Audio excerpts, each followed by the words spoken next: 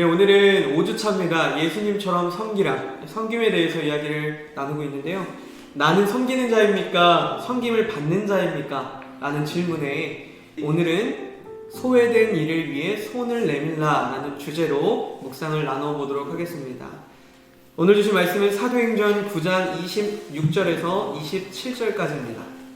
제가 읽겠습니다. 사울이 예루살렘에 가서 제자들을 사귀고자 하나 다 두려워하여 그가 제자됨을 믿지 아니하니 바나바가 데리고 사도들에게 가서 그가 길에서 어떻게 주를 보았는지와 주께서 그에게 말씀하신 일과 다메섹에서 그가 어떻게 예수님의 이름으로 담대히 말하였는지를 전하니라. 아멘. 사울은 다메섹에서 예수님을 만나고 회심해 바울로 새로운 인생을 살아갑니다. 제일 먼저 다메섹에 있는 회당들을 돌아다니면서 전도하기 시작합니다.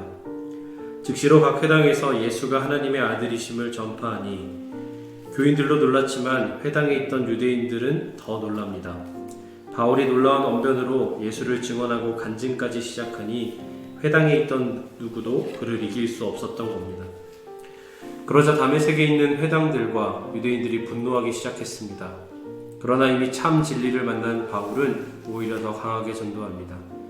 많은 성경학자는 바울이 이때부터 다메섹 옆의 사막 지역을 다니면서 전도하고 제자들을 양육했을 것이라고 말합니다. 그렇게 3년이 지난 뒤 바울이 다시 다메섹으로 돌아오게 됩니다. 유대인들은 여전히 예전의 사울을 잊지 않고 있었습니다. 그가 왔다는 소식에 유대인들은 암살단까지 구성해서 바울을 죽이려 들고 다메섹의 왕은 바울을 체포하라고 명령합니다. 이 얘기를 들은 바울은 어쩔 수 없이 도망칩니다. 이처럼 박해자였던 바울은 불과 3년 만에 박해를 받는 사람이 되었습니다. 무엇이 사울의 인생을 이렇게 바꾸어 놓았습니까? 바로 예수님을 만났기 때문입니다. 더 정확히 말해 회당에서 예수를 전했기 때문이었습니다. 자신도 박해받을 것을 알았지만 예수님이 진리라 생각했기에 물러서지 않았던 것입니다. 다메섹에서 도망친 바울은 곧바로 예루살렘에 갑니다. 예루살렘은 전혀 변한 것이 없었지만 바울은 확 바뀌었습니다. 사울이 예루살렘에 가서 제자들을 사귀고자 하나 다 두려워하여 그가 제자됨을 믿지 아니하니 예루살렘 교인들은 바울을 옛날의 박해자로 바라보며 여전히 위장하고 있는 것 아닌가 하며 의심하고 피했습니다. 이런 곳에서는 아무것도 할 수 없다고 느낀 바울은 결국 떠나려고 합니다. 그런데 바로 그때 한 사람이 그에게 손을 내밉니다.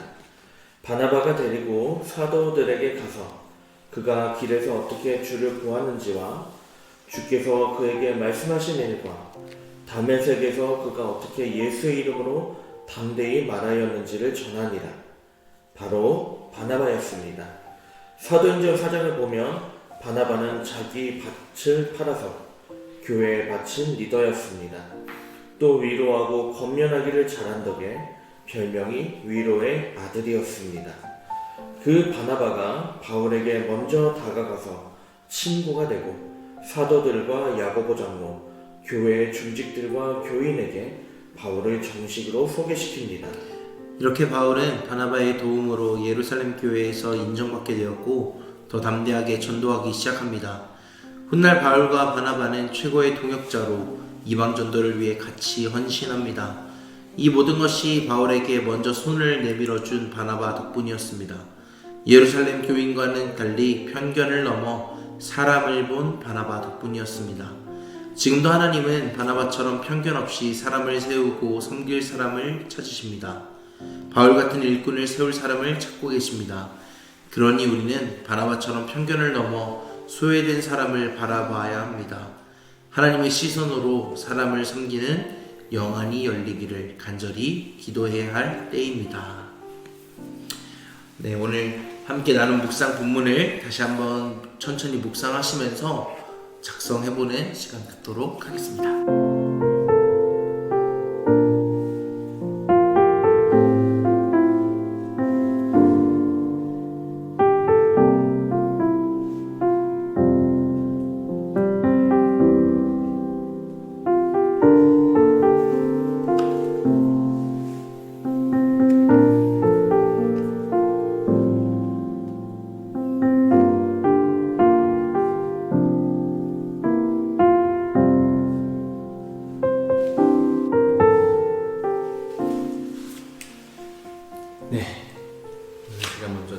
있습니다.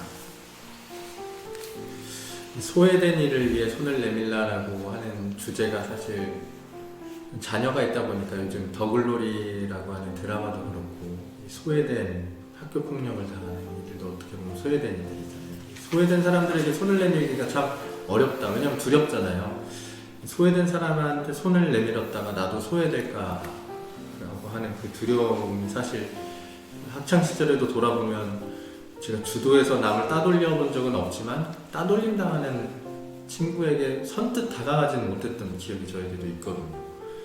우리 자녀가 그런 저와 같은 상황에 놓였을 때 어떻게 해야 한다라고 가르쳐야 될까, 같이 그 친구를 도와줬다가 따돌림 당하게 됐을 그런 상황에 놓이게 되면 나는 어떡하지? 그게 맞다고 가르쳐야 되나 이런 생각도 하게 되거든요. 소외된 이에게 손을 내밀었다가 소외가 될까봐 그런 두려움이 우리 안에 일어나는데, 반대로 좀 생각해 보니까 근데 우리가 그리스도인이기 때문에 그럼 누군가를 소외시키는 인생은 괜찮을까? 예수님 말씀 중에 있잖아요. 이 작은 자 하나에게 하지 아니한 것이 나에게 하지 아니한 것이다 라고 하시는 그 말씀이 갑자기 떠오르면서, 우리가 누군가를 소외시키면 우리가 하나님께, 예수님께는 소외당하는 인생이 될 수도 있겠다라는, 그래서 참 쉽지는 않은 길이지만 우리가 지향해야 될 길은 소외된 이에게 우리가 마음을 열고 다가가는 것이지 않을까 그런 생각을 하면서 또 자녀 교육도 잘 해야겠다 이렇게 생각하는 묵상이었습니다. 네, 저도 이어서 묵상을 나눠보면 저도 더글로리라는 드라마를 생각을 했는데요. 예루살렘 교인들 입장에서 보면 저 목사님과 조금 다르게 교인들 입장에서 보면 당연히 소외시키고 싶지 않았을까 바울을. 왜냐하면 가해자 수준을 넘어 거의 내 동료들을 살인하던 입장이기 때문에 좀 그러지 않았을까 싶은 생각이 들면서 그 광기 어린 눈빛이 선해졌을 때의 섬뜩함이 있지 않았을까라는 생각도 해보게 됐던 것 같아요. 내 동료를 잡아넣었던 그 눈빛이 어느 날 예수님을 만난 눈빛으로 하루 순간에 바뀌어 있으면 사실 그걸 받아들이는데 좀 인지 부조화가 오지 않았을까, 좀 그런 생각을 좀 해보는데, 그러면서 저도 드는 생각이, 혹시 요즘 우리 사회가 학폭 가해자, 그리고 저도 이제 그런 뉴스를 보면서 이제 비판을 하는데, 하나님이 만나시면 그런 사람들도 바뀔 수 있다는 믿음이 나에게 생길 수 있을까라는 생각이 좀 들었던 것 같아요. 아니면 많은 잘못을 저질렀던 사람이 정말 바뀔 것이라는 믿음이 나에게 있는가? 사람을 믿지 못하고 있는 내 모습을 좀 발견하는 시간이었던 것 같습니다. 저는 이번 묵상을 통해서 두 가지 묵상을 해봤는데요. 첫 번째는 저희가 이제 소외당하는 사람들을 마지막 결단 문단을 보면 편견을 넘어 소외된 사람을 바라봐야 합니다라고 나와 있는데, 바라보는 것까지는 하는 것 같아요. 근데 바나바는 데리고 사도들에게 가서 데리고 갔다. 손을 내밀어서 데리고 간 거죠. 행동하는 것까지는 참 어렵다. 이원혜 목사님 말씀하신 것처럼 소외받을까봐 나도 어려운데 행동으로 이어졌다라는 거. 바나바는 행동으로 이어졌다. 근데 그 다음이 더 큰 인사이트가 있었습니다. 뭐냐면 우리는 일방적으로 도와주잖아요.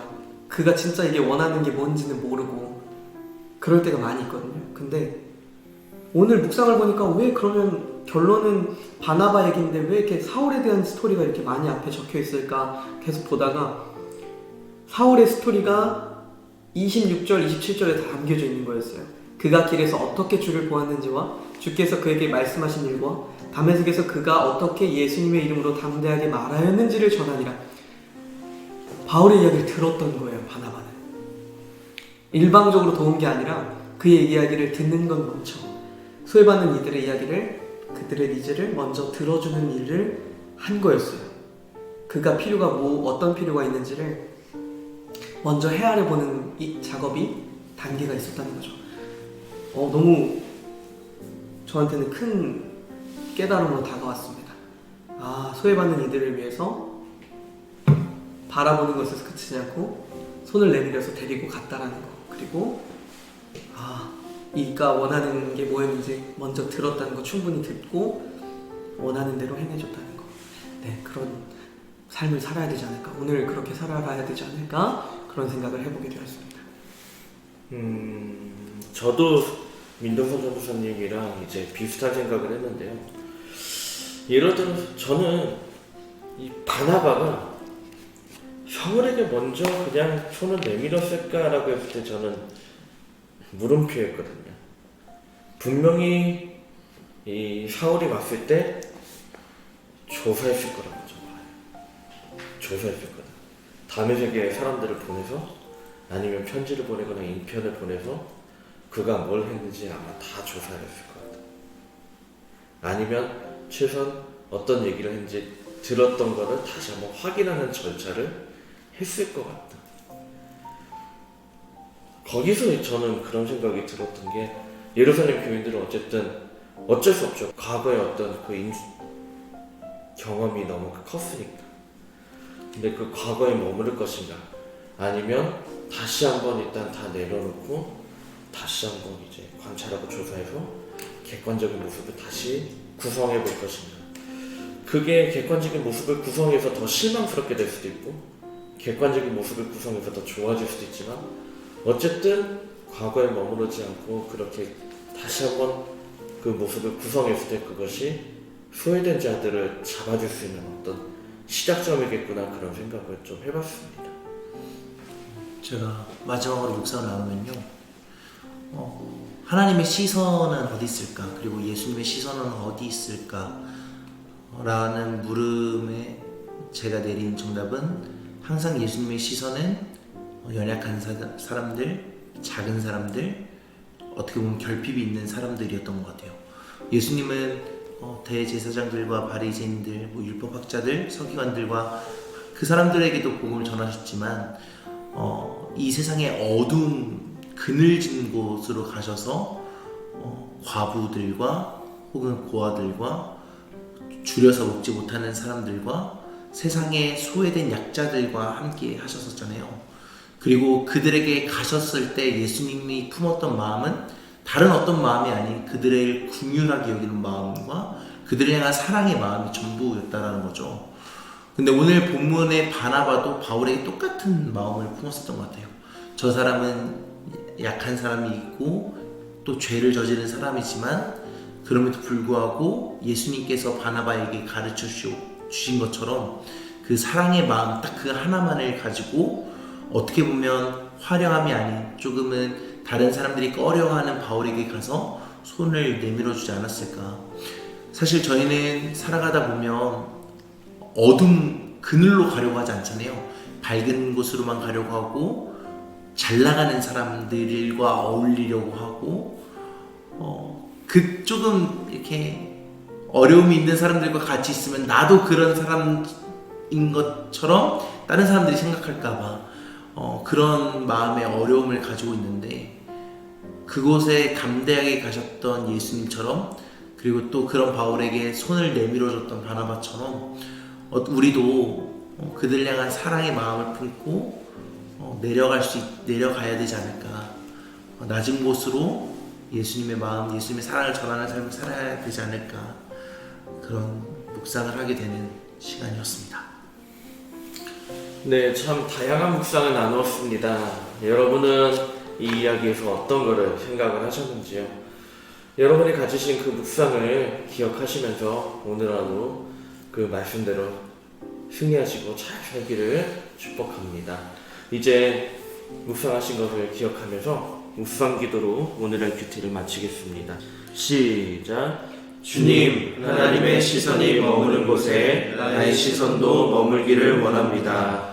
특별히 하나님이 살아가신 생명을 인간의 조건으로 판단하거나 편견과 의심으로 바라보지 않게 하시고 오직 하나님의 마음으로 살아가게 하옵소서. 아멘.